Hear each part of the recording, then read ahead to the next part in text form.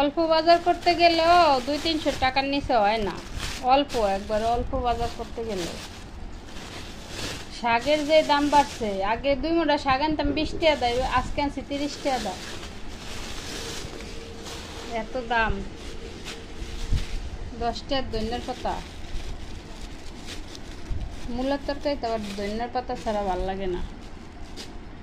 আধা কেজি মূলা 40 টাকা নিচ্ছে। মূলা রাইখে দেই, কালকে করবো না।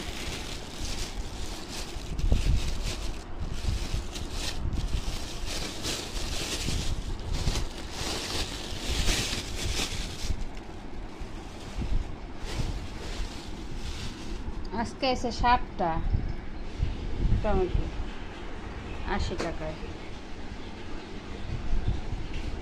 মিষ্টি কুমড়া টুকু নিল 35 টাকা। 35 টাকা না 40 টাকা নিল। কি করস?